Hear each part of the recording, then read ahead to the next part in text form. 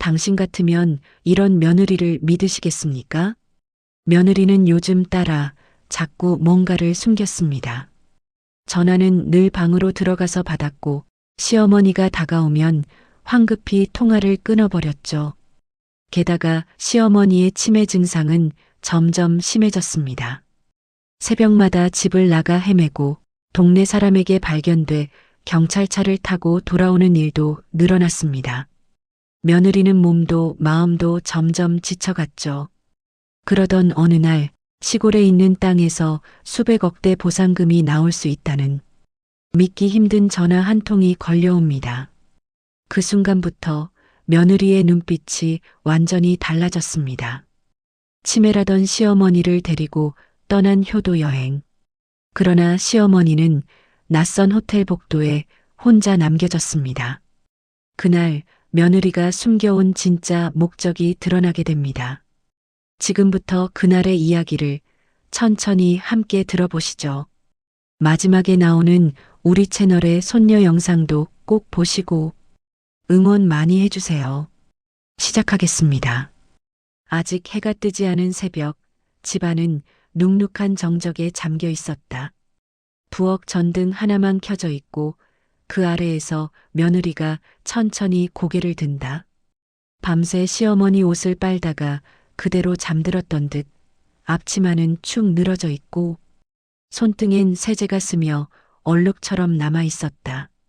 물 한 모금을 삼키며 숨을 고르는 사이 안쪽 방에서 바스락거리는 소리가 들렸다.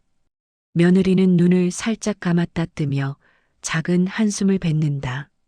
이 소리가 어떤 의미인지 이미 알고 있는 사람의 반응이었다. 문을 밀자 찬 공기가 먼저 스며 나왔다. 시어머니가 외투를 들고 서 있었다. 셔츠는 단추가 뒤섞여 이상하게 잠겨 있고 어둠 속에서 그녀의 눈동자는 조용히 흔들리고 있었다. 어머니, 이 시간에 어디 가세요? 며느리는 최대한 부드럽게 말했지만 손끝은 외투를 붙잡는 순간 조금 굳어 있었다. 시어머니가 고개를 갸웃하며 중얼거렸다. 집에 가야지, 여기 내 집 아니야. 그 한마디가 며느리의 가슴을 조여왔다. 며느리는 시어머니 앞에 쪼그려 앉아 단추를 하나하나 풀었다. 다시 맞췄다. 동작은 조심스러웠지만 그 속에는 감춰진 피로가 겹겹이 쌓여 있었다. 시어머니의 시선은 계속 문 쪽에 머물렀다. 마치 누가 부르는 것처럼, 가야 할 곳이 있다고 믿는 사람처럼. 잠시 후 문고리가 덜컥 흔들렸다. 시어머니가 갑자기 손을 뻗은 것이다. 멘붕처럼 놀란 며느리가 급히 다가가 문을 막아섰다. 어머니, 새벽이에요. 지금 나가시면 위험해요. 말은 조용했지만 목소리 깊은 곳에 지친 기운이 스며 있었다. 시어머니는 순간 겁먹은 듯 뒤로 물러나 앉았다. 그 모습에 며느리는 잠시 멈춰서 자신의 숨부터 가다듬었다. 거실로 모시고 나와 의자에 앉혔을 때 탁자 위에는 약봉투와 엎어진 물컵이 어지럽게 놓여 있었다.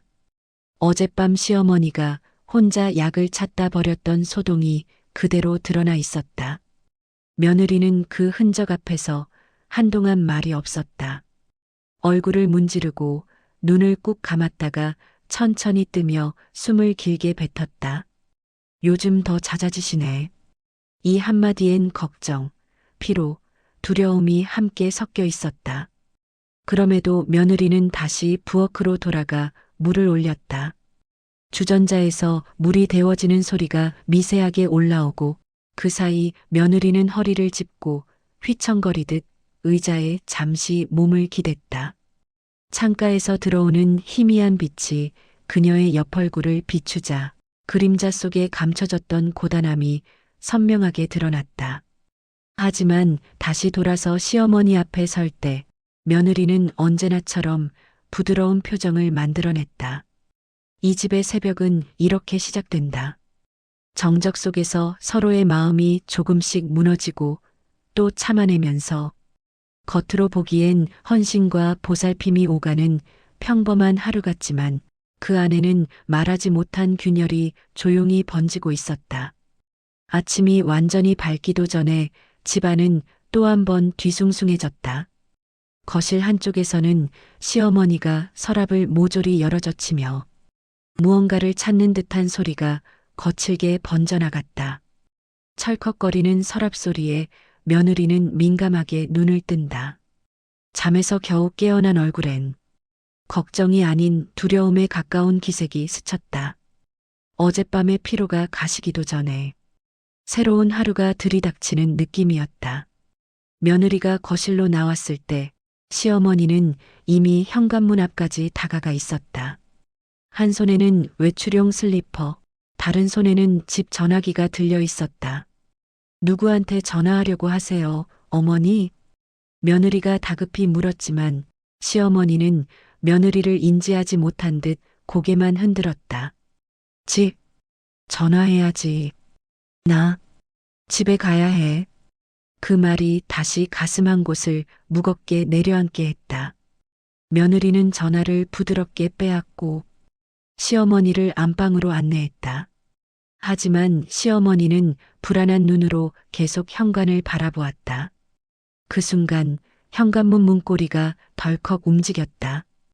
어느새 문이 절반쯤 열려 있었고 문틈 사이로 차가운 바람이 훅 하고 스쳤다.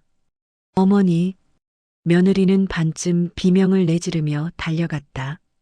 밖에는 계단이 바로 연결돼 있는 구조라 한 발만 잘못 디뎌도 큰 사고로 이어질 상황이었다. 시어머니는 이미 문 밖으로 반쯤 나가 있었고 슬리퍼는 한 짝만 신겨져 있었다. 그 모습을 본 며느리는 순간적으로 온몸이 굳어버렸다. 급히 시어머니를 붙잡고 안으로 끌어들였다. 어머니, 나가시면 안 돼요. 진짜 위험해요. 목소리가 떨렸고 숨도 제대로 고르지 못했다.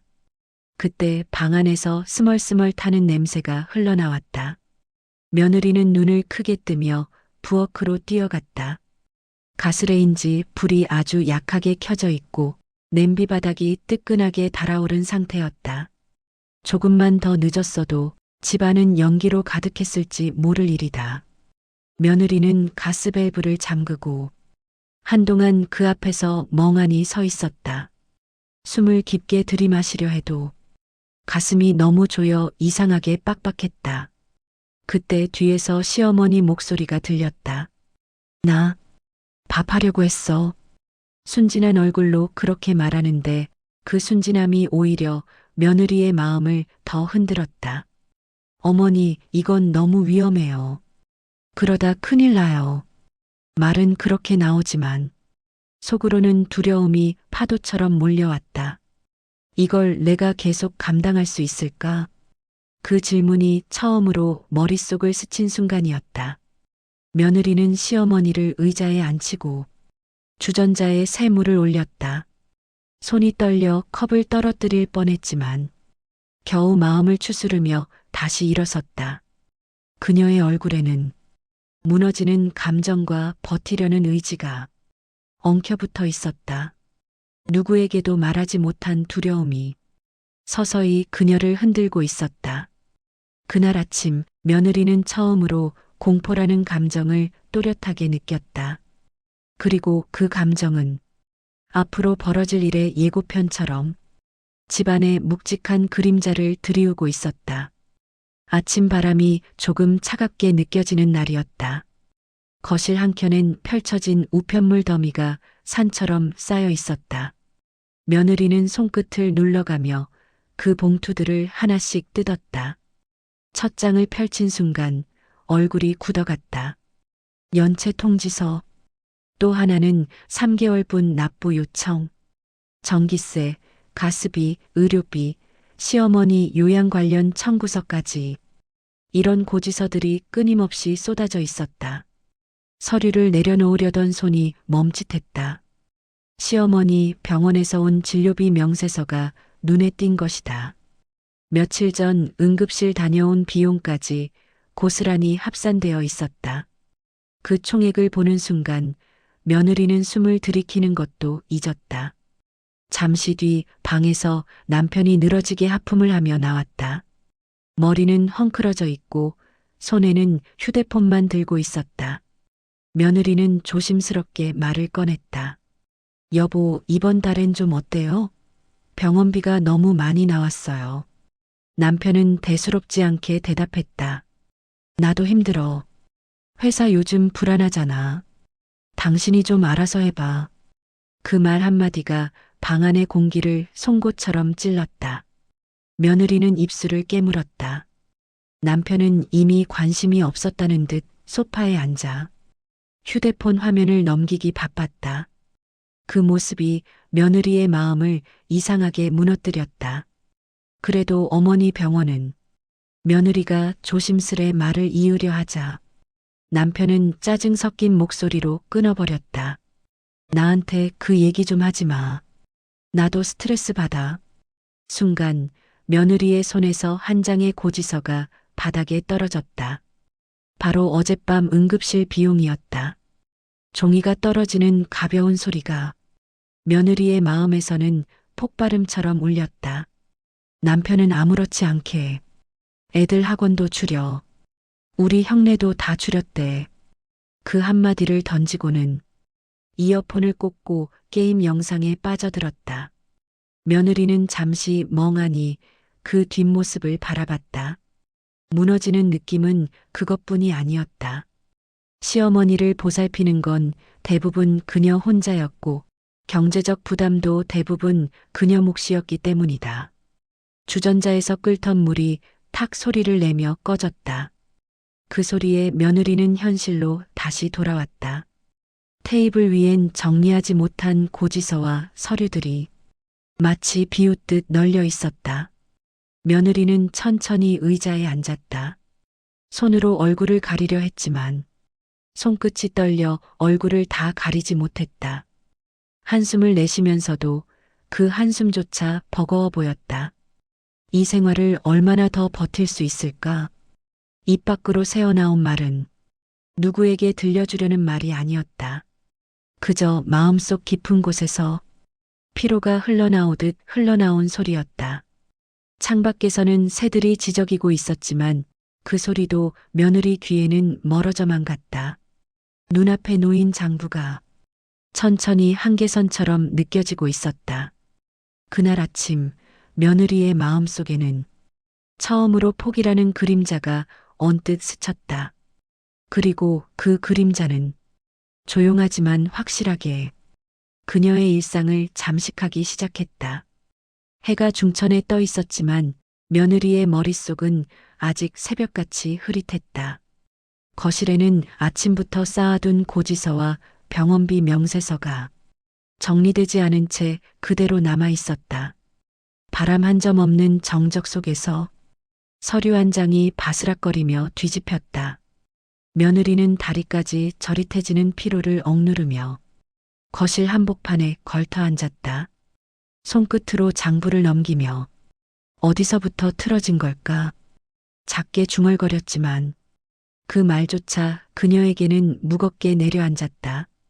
그때 갑자기 휴대폰이 진동했다.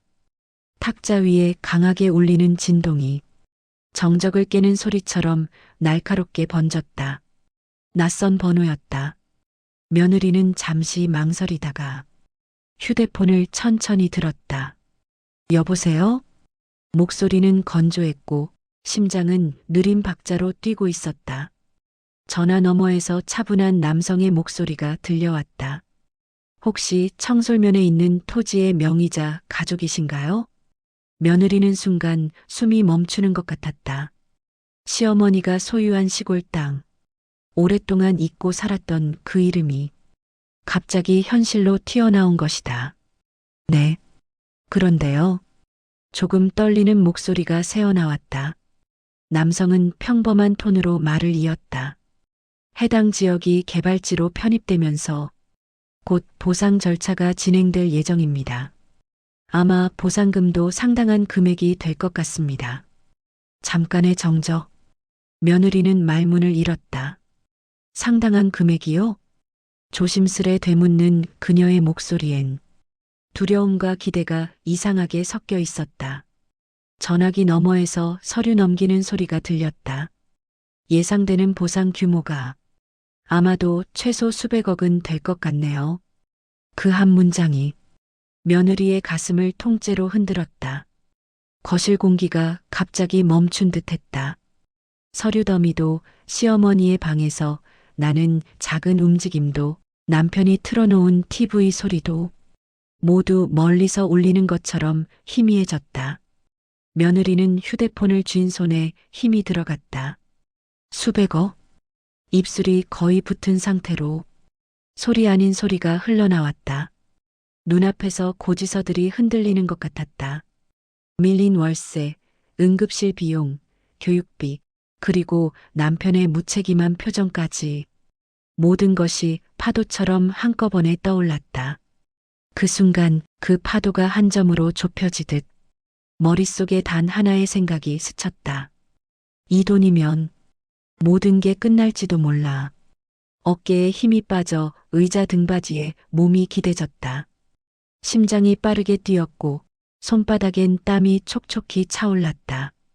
그동안 버티고 눌러왔던 감정들이 어디론가 빠져나가는 듯 비워지는 느낌이 들었다. 전화 상담이 끝나고 며느리는 한참 동안 휴대폰을 내려놓지 못했다. 현실인지 꿈인지 구분되지 않는 얼굴로 앞만 멍하니 바라보고 있었다. 그녀의 눈빛은 더 이상 아침에 지친 며느리가 아니었다. 희미하게, 아주 희미하게, 빛이 아니라 욕망이 스며들고 있었다. 그날 낮 며느리의 마음속에 처음으로 혹시라는 생각이 자리 잡았다. 그 생각은 작고 미약해 보였지만 그 뒤에 이어질 거대한 파국의 첫 불씨였다. 보상금 전화를 받은 다음 날 집안 공기는 어딘가 달라져 있었다. 빛은 어제와 같았지만 그 안을 오가는 며느리의 움직임은 평소보다 훨씬 더 부드럽고 더 빠르고 더 과했다. 아침 식탁에 올라온 반찬만 봐도 달라졌다. 늘 시간이 없어 허둥대며 차리던 상이 오늘만큼은 호텔 조식처럼 가지런했다. 색깔 맞춘 샐러드, 따끈한 미역국, 새로 산 접시까지. 시어머니는 의자에 앉아 며느리가 내오는 음식들을 멍하니 바라보고 있었다. 어머니, 이거 좋아하셨잖아요. 어제 시장 가서 싱싱한 걸로 골라왔어요. 며느리는 밝게 웃으며 접시를 내려놓았다. 그런데 그 웃음이 어쩐지 조금 지나치게 반짝였다. 시어머니는 이유를 설명할 수 없었지만 그 지나침을 느끼고 있었다. 식사 중에도 며느리는 계속 움직였다. 국물 온도를 확인하고 숟가락을 쥐어주고 떨어진 깨 한 알까지 닦아냈다. 시어머니가 밥을 한 숟가락 뜰 때마다 그 옆에서 맞장구 치며 웃어 보였다. 남편은 그 모습을 보고 감탄하며 말했다. 요즘 당신 많이 여유 생겼네. 보기 좋다. 하지만 며느리의 눈빛은 남편이 아니라 시어머니의 손, 주머니, 방 쪽을 더 자주 향했다. 뭔가를 계산하는 눈빛처럼. 식사가 끝나자 며느리는 손수건을 가져와 시어머니의 입가를 닦아주었다. 그 손길은 정성스러웠지만 그 안엔 묘하게 급함이 섞여 있었다. 잠시 후 시어머니가 방으로 돌아가려 할 때 며느리는 갑자기 뒤에서 다가와 그의 어깨를 감싸며 말했다. 어머니, 오늘은 제가 마사지도 해드릴게요. 요즘 많이 아프셨죠? 시어머니는 놀란 듯 어깨에 올려진 두 손을 내려다보았다. 손이 따뜻했지만 그 따뜻함 사이로 시린 느낌이 스며들었다. 며느리는 등과 어깨를 차분히 눌러주며 말이 끊기지 않을 정도로 다정하게 속삭였다. 어머니 오래 사셔야 해요. 우리 같이 좋은 데도 많이 가보고 건강해야죠, 그쵸? 그 목소리는 달콤했지만 그 끝은 이상하게 날카로웠다. 마치 필요 이상으로 시어머니의 반응을 확인하려는 듯한 톤이었다. 시어머니는 잠시 눈을 감았다 떴다. 감긴 눈 사이로 미세하게 떠오르는 낯설고도 익숙한 느낌. 무언가가 조금씩 어긋나고 있었다. 며칠 전까지만 해도 며느리는 항상 지쳐 보였고 무릎을 쓸어 올리듯 움직였었다. 그런데 오늘은 손놀림이 지나치게 가볍고 말투는 지나치게 다정하고 웃음은 지나치게 밝았다. 직감이 속삭였다. 저 애가 지금 뭔가 달라졌다. 시어머니는 이유를 설명할 수 없었지만 가슴 깊은 곳에서 왠지 모를 서늘함이 스멀스멀 올라왔다. 그날 오후 며느리는 부드러운 미소를 유지했지만 그 미소의 뒷면에서 조용히 욕망이라는 그림자가 움직이고 있었다. 시어머니는 아직 그 정체를 몰랐지만 그림자의 시작을 분명히 감지하고 있었다. 며느리의 과잉된 친절이 계속되던 어느 날 오후 집안은 이상할 정도로 조용했다. 시어머니는 거실 창가에 앉아 햇빛이 번지는 바닥을 천천히 바라보고 있었다. 눈은 반쯤 감겨 있었지만 귀는 작은 소리에도 예민하게 열려 있었다. 부엌에서는 설거지하는 소리가 나지 않았다. 방에서도 TV 소리가 들리지 않았다. 평소라면 익숙한 생활 소음들이 그날따라 사라진 듯이 고요했다. 그때 시어머니 귀에 아주 낮은 속삭임 같은 목소리가 들렸다. 처음엔 착각인 줄 알았다. 하지만 며느리의 방 쪽에서 긴장한 숨소리와 말소리가 희미하게 새어나왔다. 시어머니는 지팡이를 잡고 조심스럽게 그쪽으로 발을 옮겼다. 걸음걸이는 느렸지만 직감은 빠르게 움직이고 있었다. 문틈 사이로 며느리의 목소리가 조금 더 또렷하게 들렸다. 네, 보상금 관련해서 다시 문의드리는 거예요. 보상금? 그 단어가 시어머니의 가슴을 파고들었다. 며칠 전 낯선 곳에서 날아온 편지에서 언뜻 본 문구가 떠올랐다. 그때는 별 의미 없다고 넘겼던 그 글자가 지금은 칼날처럼 선명해졌다. 며느리의 말이 이어졌다. 남편은 아직 몰라요. 제가 대신 진행해도 문제가 없죠? 순간 시어머니의 손이 미세하게 떨렸다. 문을 붙잡고 있던 손등엔 힘이 들어갔고 숨이 목구멍에서 잠시 멈췄다. 방 안에서 서류를 넘기는 소리가 들렸다. 그리고 며느리의 낮지만 분명한 속삭임. 입금은 제 개인 계좌로 부탁드릴게요. 그 계좌가 관리하기에도 편하고요. 그 말이 끝나는 순간 시어머니의 심장이 크게 내려앉았다. 등 뒤로 차가운 바람이 스며드는 것처럼 오한이 서서히 몸을 감쌌다. 시어머니는 문틈에 이마를 대고 다시 한번 숨을 참고 귀를 기울였다. 그녀가 듣고 싶은 건 혹시 오해였으면 하는 말 한 줄이었다. 하지만 이어진 며느리의 말은 오해를 허락하지 않았다. 네. 어머니 명의라 제가 서류만 받으면 돼요. 어머니는 지금 상황을 잘 모르셔서요. 그 말엔 은근한 확신과 감춘 욕망이 섞여 있었다. 시어머니는 더 이상 서 있을 수 없었다. 지팡이를 짚고 뒤로 물러섰지만 머릿속은 온통 며느리의 말뿐이었다. 며느리가 변했다. 아니, 변한 게 아니라 속에 이런 마음이 있었던 걸까? 거실로 돌아와 의자에 앉았을 때 햇빛은 여전히 따뜻했지만 그 빛이 시어머니 눈에는 서늘한 잿빛처럼 느껴졌다. 멀리서 며느리가 방에서 나오는 소리가 들렸다. 잠시 후 부드러운 목소리가 시어머니에게 다가왔다. 어머니, 뭐 하세요? 오늘 햇살 좋죠? 며느리는 여전히 웃고 있었다. 하지만 그 웃음 뒤에 스며 있는 무언가를 시어머니는 이제 확실히 알고 있었다. 그 순간 시어머니 가슴 속에는 두려움도 억울함도 아닌 묘한 침착함이 자리를 잡았다. 그리고 그 침착함은 곧 결정을 향해 천천히 움직이기 시작했다. 며느리의 낮은 속삭임을 들은 뒤 시어머니는 잠시도 마음을 붙들 수가 없었다. 거실에 멍하니 앉아있던 그녀의 손등은 오래된 나무처럼 굳어 있었고 눈빛은 어느 순간부터 천천히 또렷해지고 있었다. 밖에서는 봄바람이 불었지만 시어머니에게는 그 바람마저 차갑게 느껴졌다.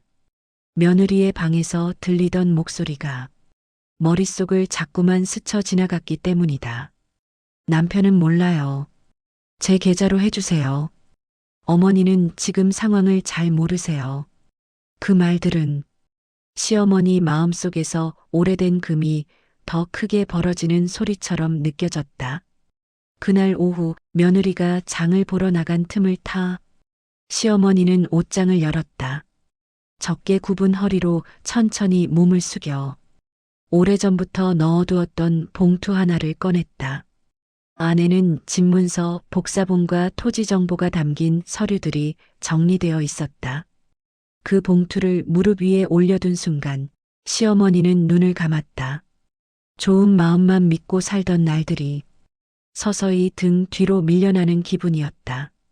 잠시 후 시어머니는 느린 걸음으로 현관을 향했다. 지팡이가 바닥을 치는 작은 소리가 이상하게 크게 들렸다. 그 소리는 결심을 향한 발걸음 같았다.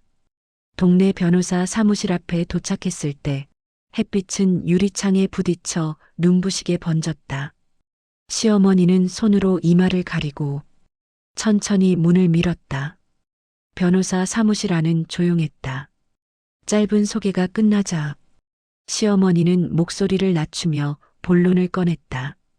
제가 제 재산을 다른 곳으로 옮기고 싶어서요. 변호사는 조심스러운 표정으로 시어머니를 바라보았다. 어떤 이유가 있으신가요? 시어머니는 잠시 말이 없었다. 긴 침묵이 방안을 잠식하고 변호사는 기다림의 시간을 허락했다. 시어머니가 천천히 입을 열었다. 우리 며느리가 달라졌어요. 그 말은 원망도 분노도 아닌 비어있는 목소리에 가까웠다.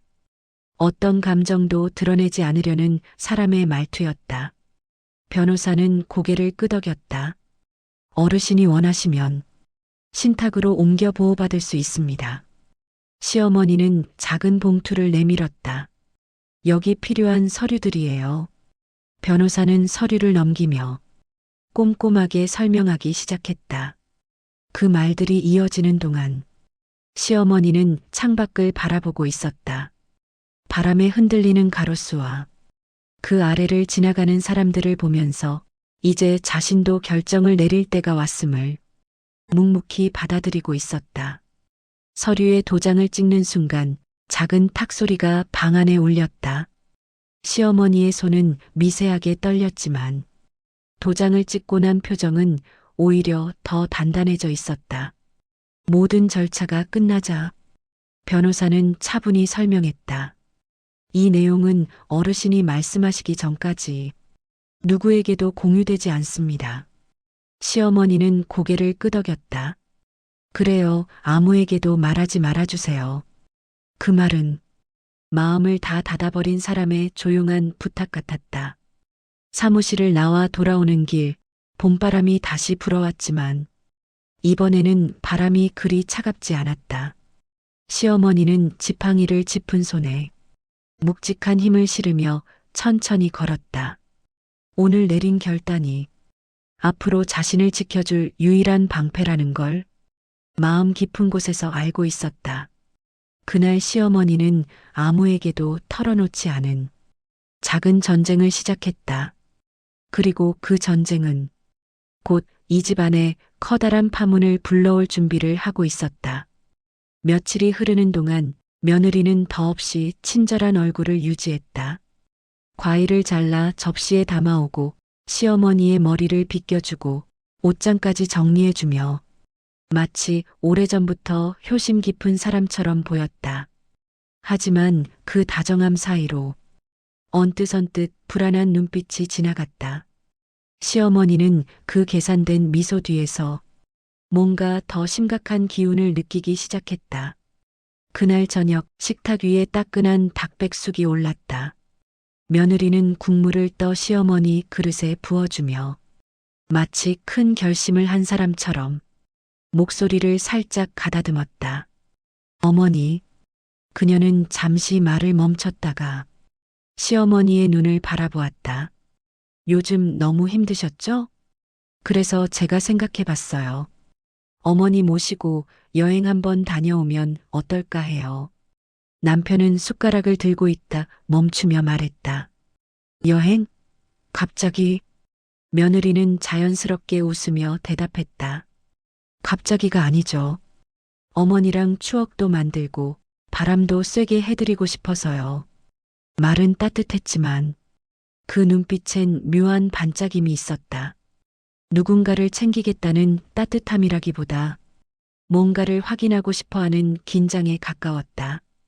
시어머니는 몇 초간 아무 말도 하지 않았다. 숟가락을 내려놓고 조용히 며느리를 바라보았다. 며느리는 부드럽게 미소를 유지했지만 그 미소가 이상하게 흔들리고 있었다. 여행. 시어머니가 낮은 소리로 반복했다. 그 말을 곱씹으며 마치 속마음을 정리하는 듯 천천히 숨을 들이켰다. 잠시 후 시어머니는 고개를 들고 말했다. 그래, 가보자. 그 말은 흔들림 없는 목소리였다. 남편은 놀란 눈으로 아내와 어머니를 번갈아 보았다. 어머니, 진짜 괜찮으시겠어요? 시어머니는 미소를 지었다. 며느리랑도 다녀오고 싶다. 그 말은 며느리에게 보낸 듯 했지만 어딘가 의미를 품은 문장처럼 들렸다. 식사 시간이 이어졌지만 시어머니의 시선은 종종 며느리의 손끝을 따라갔다. 그 손끝이 긴장으로 살짝 굳어 있는 것을 그녀는 놓치지 않았다. 식사가 끝나자 며느리는 마치 기다렸다는 듯 다음 단계로 넘어갔다. 어머니, 내일 바로 표 알아볼게요. 따뜻한 데로 가요. 몸도 풀고 좋은 추억 만들어요. 시어머니는 천천히 고개를 끄덕였다. 그래, 내가 하고 싶은 대로 해. 말은 부드러웠지만 그 안에는 깊은 확인의 의지가 깔려 있었다. 며느리는 안도의 한숨을 몰래 내쉬며 식탁을 치우기 시작했다. 하지만 시어머니는 그녀의 뒷모습에서 왠지 모를 긴박함과 조급함을 읽었다. 그날 밤 며느리는 여행 계획을 세우며 분주했고 시어머니는 조용히 침대에 앉아 창밖을 바라보았다. 어둠 속에서 두 사람의 마음은 서로 다른 방향으로 조용히 움직이고 있었다. 그리고 누구도 눈치채지 못한 채 그 여행은 서로를 시험하는 자리로 향하고 있었다. 이른 아침 공기는 아직 차가웠다. 택시 창문은 흐린 김으로 살짝 뿌옇게 서려 있었고 길가엔 출근 차량들이 늘어선 채 천천히 움직이고 있었다. 뒷좌석에는 시어머니와 며느리가 나란히 앉아 있었다. 며느리는 손에 휴대폰을 꽉 쥐고 비행기 출발 시간을 여러 번 확인했다. 표정은 다정한 미소를 유지하고 있었지만 숨이 조금 빠르게 오르고 있었다. 시어머니는 창밖을 멍하니 바라보는 듯 했지만 그 시선 속엔 이상한 깊이가 있었다. 도시 풍경이 거울처럼 스쳐 지나가는 동안 그녀의 눈동자는 한 번씩 또렷하게 빛났다. 택시가 고속도로에 진입하자 바람을 가르는 소리가 더 선명해졌다. 그 순간 시어머니가 갑자기 말했다. 여기 자주 오던 길인데. 며느리는 움찔했다. 어머니, 여기 기억나세요? 자신도 모르게 목소리가 높아졌다. 시어머니는 창밖을 가만히 바라보며 천천히 대답했다. 응, 예전에 너희 아버지랑. 짧은 문장이었지만 그 목소리는 이상하게 또렷했다. 잠시 침의 기운이 사라진 사람처럼 정확한 감정이 실려 있었다. 며느리는 억지로 웃으며 대답했다. 와, 어머니 오늘 컨디션 좋으시네요. 그래서 여행 가는 게 좋긴 하죠? 그러면서도 시어머니의 얼굴을 은근히 살폈다. 하지만 시어머니는 더 말하지 않았다. 그저 손등 위에 바람이 스치듯 올라오는 햇살을 바라보고 있었다. 그 정적 속에서 며느리는 미세한 불안감을 느꼈다. 그동안 분명 혼란스럽고 흐릿하던 시어머니였는데 오늘은 말투가 조금 다르게 느껴졌기 때문이다. 택시가 공항 앞 도로에 들어서자 사람들의 움직임, 안내방송, 캐리어 굴리는 소리가 뒤섞였다. 며느리의 걸음은 자연스럽게 빨라졌고 시어머니는 그 뒤를 천천히 따라왔다. 출국장 앞에서 시어머니가 걸음을 멈췄다. 며느리는 황급히 돌아봤다. 어머니, 왜 그러세요? 이쪽이에요. 시어머니는 며느리를 바라보며 느리게 아주 천천히 미소를 지었다. 그 미소는 평소의 공허한 웃음이 아니었다. 오래 묵혀둔 생각을 간직한 사람의 미소였다. 너 많이 힘들었지. 며느리는 순간 말문이 막혔다. 예상 밖의 말이었고 그 말 속엔 알 수 없는 온기가 있었다. 하지만 동시에 어디선가 낯선 위압감도 스며 있었다. 저는 괜찮아요, 어머니. 얼른 들어가요. 며느리는 급하게 시어머니의 손목을 잡았다. 그때 시어머니가 아주 작은 목소리로 속삭였다. 멈춰서서 며느리만 들을 수 있을 정도로. 그런데 넌 요즘 왜 이렇게 바쁘게 움직이니? 며느리의 얼굴에서 순간적으로 표정이 사라졌다. 숨을 고르기도 전에 시어머니는 다시 흐릿한 표정으로 돌아섰다. 어디로 가는 거니? 비행기 맞지? 며느리는 눈을 크게 뜨며 웃어넘겼다. 그럼요, 어머니. 여행 가는 거잖아요. 목소리는 여전히 밝았다. 그러나 손끝은 차갑게 굳어 있었다. 출국장 게이트로 향하는 동안 며느리는 여러 번 뒤를 돌아봤다. 시어머니 표정이 다시 익숙한 혼란으로 돌아온 것은 확실했지만 아까 그 짧은 순간의 눈빛이 계속 머릿속에서 떠나지 않았다. 두 사람은 결국 손을 맞잡고 출국장을 들어섰다.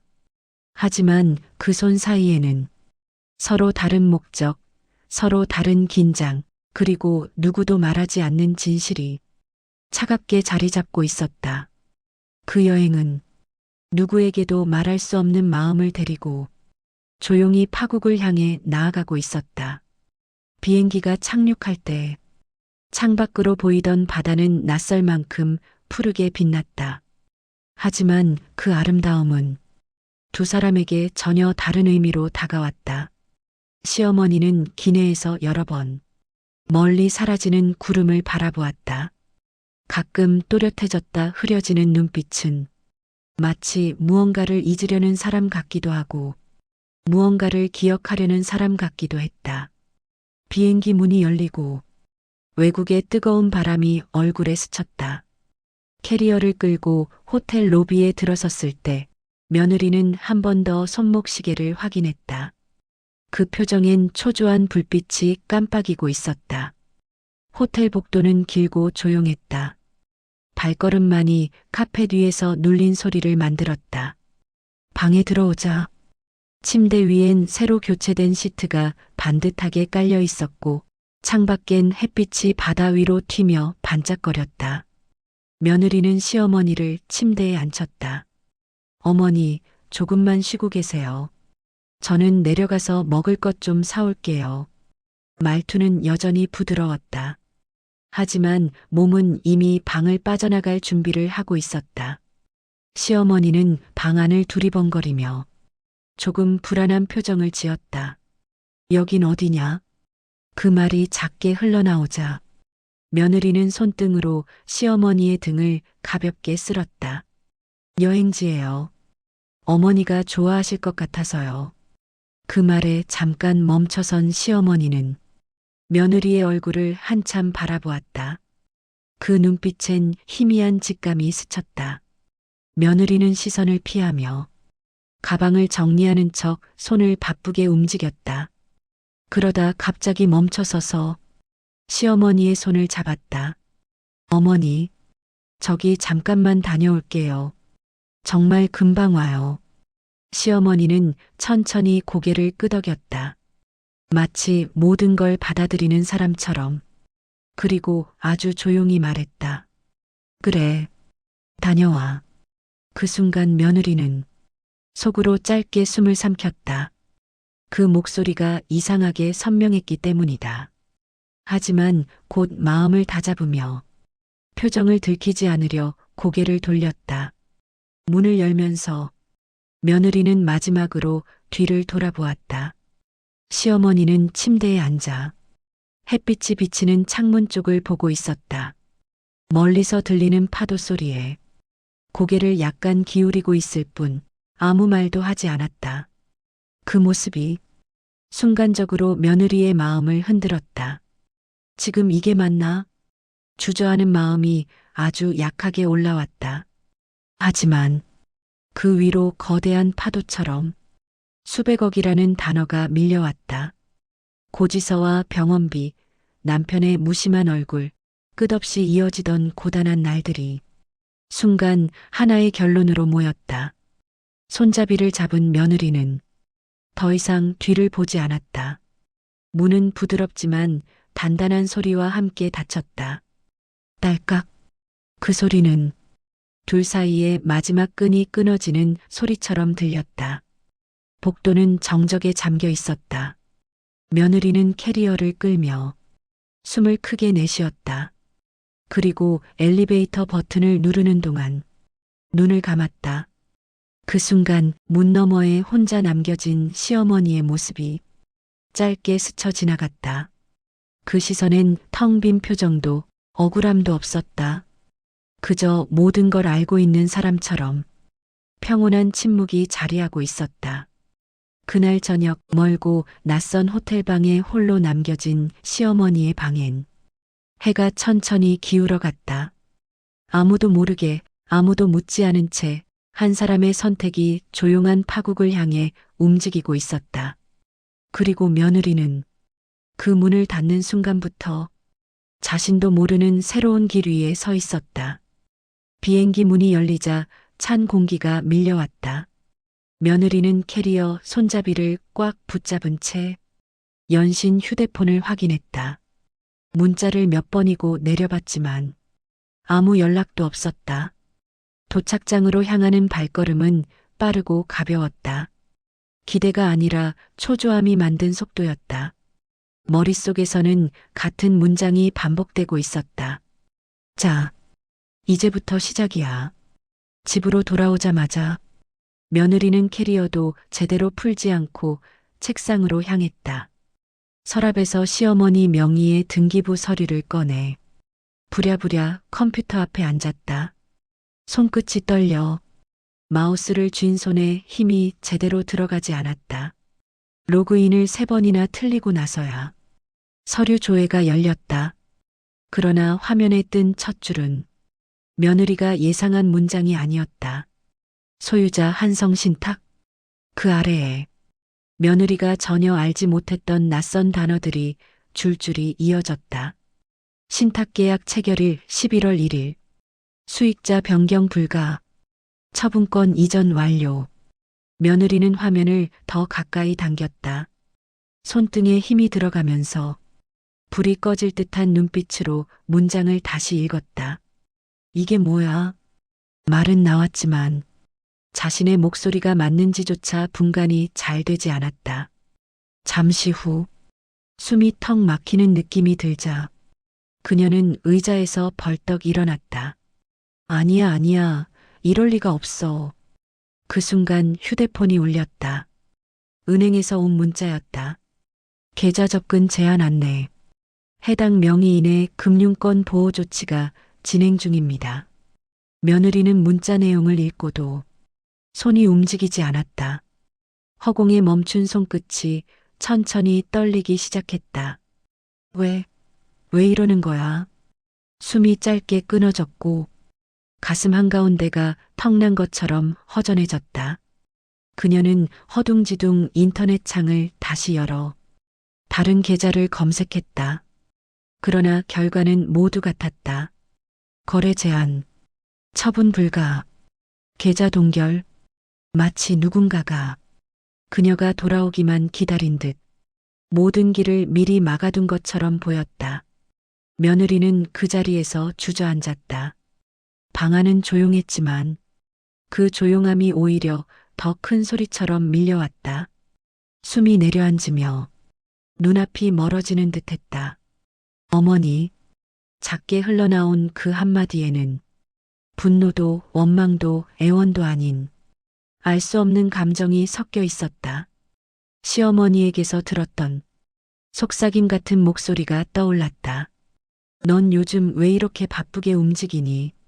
그 말이 마치 지금의 상황을 이미 알고 있었다는 듯 귓속에서 다시 울렸다. 며느리는 머리를 감싸쥐고 바닥에 이마를 붙였다. 손바닥 아래에서 심장이 빠르게 뛰는 것이 그대로 느껴졌다. 방 안의 공기가 갑자기 낯설게 변했다.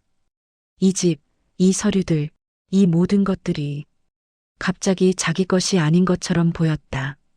그 순간 며느리가 쥐고 있던 모든 희망은 손가락 사이로 미끄러지듯 사라졌다. 욕망의 끝에서 기다리고 있던 건 빛나는 미래가 아니라 덩그러니 남은 빈 공간뿐이었다. 그녀는 이제 막 알아차렸다.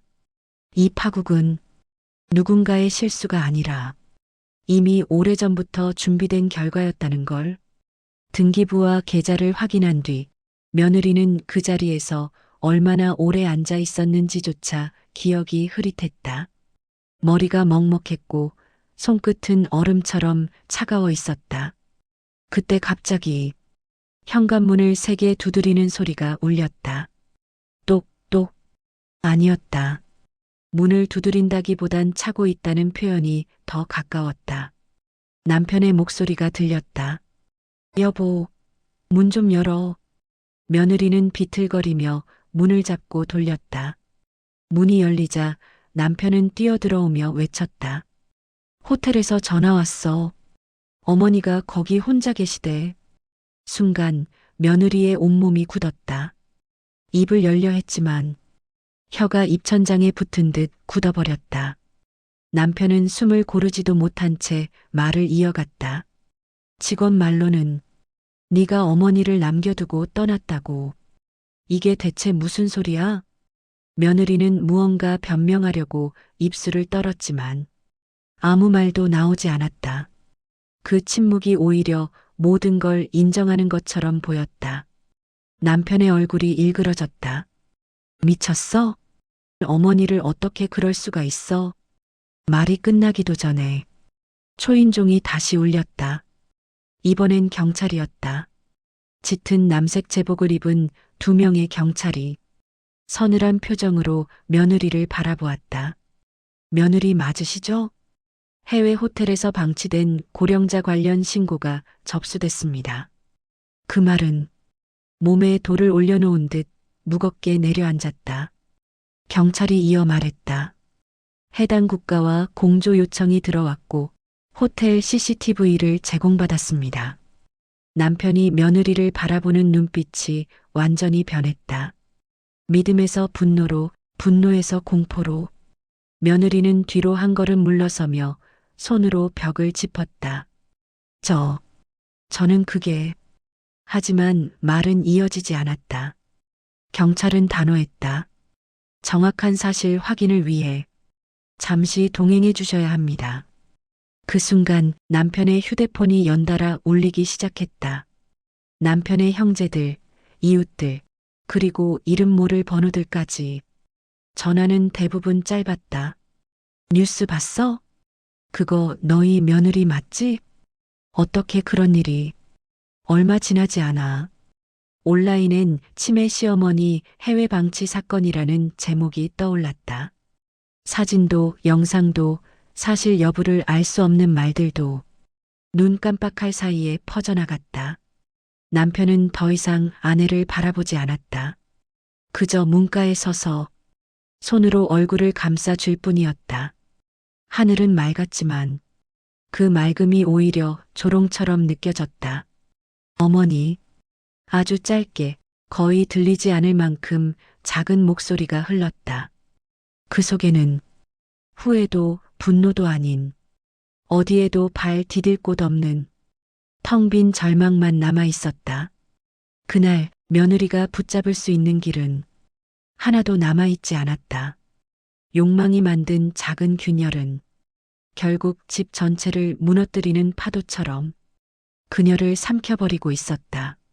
남편과 경찰, 사람들의 말이 며느리를 휘몰아치고 있을 그 시간. 지구 반대편 따뜻한 햇살이 쏟아지는 작은 도시의 노인 전용 리조트.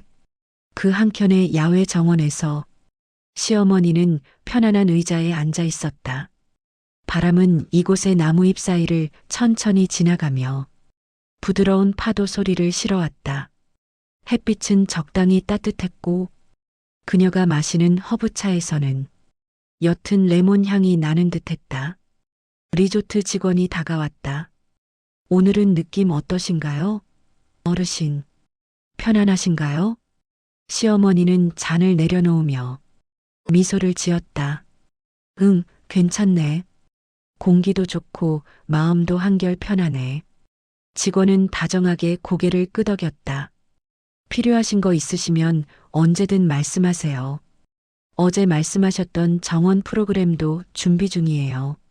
시어머니는 초록빛 정원을 한참 바라보다가 조용히 대답했다. 고마워요. 여긴 참 좋은 곳이네요. 그 말은 정말로 만족한 사람의 목소리였다. 그동안의 혼란이 사라지고 더 이상 눈빛이 흔들리지 않았다. 햇살 아래에서 그녀의 표정은 놀라울 만큼 맑았다. 한국에서 보이던 불안한 눈동자, 길을 잃은 듯한 표정은 보이지 않았다. 오히려 지금의 시어머니는 명확하고 고요했다. 마치 오래전부터 모든 것을 예상하고 있었던 사람처럼. 잠시 후 시어머니는 곁에 놓인 작은 노트를 펼쳤다. 한국에서 가져온 익숙한 글씨들이 적혀 있었다. 그녀는 천천히 그러나 정확한 손길로 문장을 적기 시작했다. 한국 떠나기 전, 재산 신탁 전부 완료, 비밀번호 변경 확인, 변호사와의 통화 후 다시 정리. 한 줄 한 줄 쓰여지는 글씨는 전혀 흐릿하지 않았다. 손떨림도 없었다. 집중도 흐트러지지 않았다. 그녀는 이어서 또렷하게 적었다. 며느리 상태는 불안정. 무리한 선택 가능성이 있음. 한국 도착 후 변호사에게 연락 예정. 노트에 적힌 글씨는 치매 환자의 것이 아니었다. 오히려 상황을 정확히 판단하는 사람의 기록에 가까웠다. 시어머니는 펜을 내려놓고 흐르는 파도 소리를 들으며 눈을 감았다. 표정엔 어떤 후회도 미련도 없었다. 그냥 고단한 세월 끝에 겨우 찾아온 평온을 조용히 받아들이는 사람의 표정이었다. 그때 리조트 직원이 다시 다가왔다. 어르신, 점심 식사 준비됐어요. 시어머니는 지팡이를 옆에 두고 천천히 일어섰다. 걸음은 느리지만 안정적이었다. 그래요. 천천히 걸어가 볼게요. 직원과 함께 정원을 지나며 그녀는 작은 목소리로 혼잣말을 했다. 그래. 사람 마음이란 건 참 어렵네. 그 말은 누구를 원망하는 목소리가 아니었다. 그저 모든 걸 이해한 사람의 목소리였다. 그 시간 한국에서는 며느리가 무너지고 있었고 이곳에서는 시어머니가 자신의 삶을 지켜낼 새 터전을 조용히 다져가고 있었다. 세상 누구도 몰랐지만 그녀는 혼란스러운 치매 환자가 아니라 자신의 마지막 인생을 직접 선택해 나가는 단단한 한 사람이었다. 조사실의 형광등은 하루 종일 켜진 탓인지 희미하게 깜빡이는 듯했다. 그 깜빡임은 며느리의 심장 박동처럼 불안정했다. 테이블 위엔 해외 호텔에서 받은 보고서, CCTV 캡처 화면, 그리고 직원들의 진술서가 놓여 있었다. 경찰관은 조용한 목소리로 말했다. 며느님, 이건 단순히 연락이 끊긴 문제가 아닙니다. 상당히 중대한 사안이에요. 며느리는 고개를 떨군 채 손등을 계속 비비고 있었다. 손끝이 하얗게 질릴 만큼 힘이 들어가 있었지만 그래도 다리에 힘이 풀리지 않으려 애써 자세를 유지하고 있었다. 경찰관은 서류 하나를 앞으로 밀었다. 날짜 보이시죠? 어머니께서 출국 하루 전에 이미 재산 신탁을 마무리하셨어요. 그 문장은 며느리의 머리에 고요한 벼락처럼 내려앉았다. 경찰관의 말은 계속 이어졌다. 그리고 해외 리조트 측에선 어르신을 안전하게 보호하고 있습니다. 도움을 요청하신 기록도 있어요. 며느리는 그제야 얼굴을 들었지만 눈동자는 초점을 잃고 있었다. 어머니가 도움을? 말끝은 허공에 가라앉았다. 그 문장의 의미를 완전히 이해하려는 순간 멍해지던 표정엔 공포가 조금씩 스며들었다. 경찰은 마지막 서류를 꺼냈다. 여기 어르신이 직접 적으신 메모입니다. 뭔가 걱정되는 일이 있으셨던 것 같아요. 서류엔 익숙한 글씨가 또렷하게 적혀 있었다. 혹시라도 문제가 생기면 한국의 가족에게 연락하지 말 것. 며느리는 숨을 들이마시려 했지만 숨이 안 들어왔다. 입을 벌렸는데도 공기가 목까지 닿지 않았다. 바로 그때 조사실 문이 열리고 남편이 들어왔다. 남편의 눈 아래엔 밤새 울다 지친 흔적이 남아 있었다. 하지만 지금 그의 얼굴은 그 어떤 감정도 담고 있지 않았다. 마치 누군가에게 마지막 인사를 전하러 온 사람처럼. 여보, 며느리가 손을 뻗었지만 남편은 그 손을 보지도 않았다. 그저 의자에 앉아 경찰관이 내놓은 서류들을 한 장씩 천천히 넘겼다. 넘길 때마다 종이에서 나는 작은 바스락 소리가 방 안을 깊게 파고들었다. 한참 동안 아무 말도 하지 않고 서류를 보던 남편이 마침내 고개를 들었다. 그 눈빛엔 슬픔도 분노도 실망도 아닌 그 모든 감정이 지나간 뒤 남는 포기만 있었다. 진짜 어머니를 그곳에 두고 왔어? 며느리는 입술을 깨물며 고개를 끄덕였다. 말을 하려고 했지만 혀가 제대로 움직이지 않았다. 남편은 아주 천천히 의자에서 일어났다. 그리고 문 쪽으로 향하는 동안 단 한 번도 며느리를 돌아보지 않았다. 문 앞에서 잠시 멈춘 그는 마지막으로 짧게 말했다. 당분간 집에 들어오지 마. 아이들도 당신 얼굴 볼 준비 안 됐어. 그 말은 칼처럼 차가운 것도 불처럼 뜨거운 것도 아니었다. 그저 아무 온도도 느껴지지 않는 말이었다. 문이 닫히는 소리가 울렸다. 그 소리는 서로의 삶이 완전히 갈라져 나가는 소리처럼 들렸다. 며느리는 그 소리를 듣는 순간 자리에 주저앉았다. 바닥이 평평한데도 마치 기울어지는 것처럼 느껴졌다.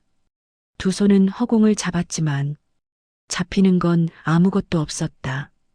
조사실에는 며느리의 흐린 숨소리만 남아 있었다. 그리고 그 숨소리조차 곧 흐트러져 아무 소리도 내지 못했다.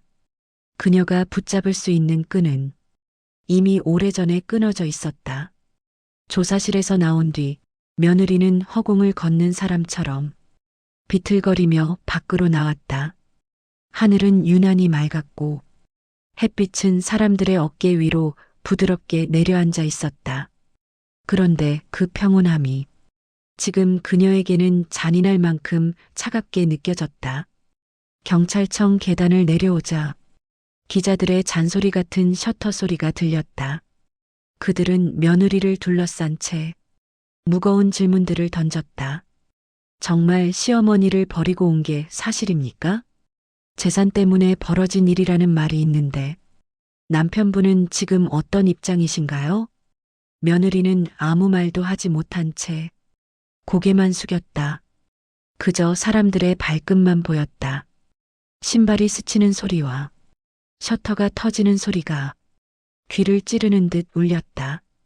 그 틈을 지나 겨우 빠져나온 그녀는 택시도 잡지 못하고 그저 길 위에 멈춰 섰다. 어디로 가야 하는지조차 판단이 서지 않았다. 한참을 서 있다가 그녀는 본능적으로 한 곳을 떠올렸다. 시어머니의 방. 아직 시어머니의 물건이 그대로 남아있는 곳. 그곳이면 뭔가 단서라도 찾을 수 있을 것 같았다. 혹은 지금의 자신을 조금이라도 붙잡아줄 무언가가 있을지도 모른다고 생각했다.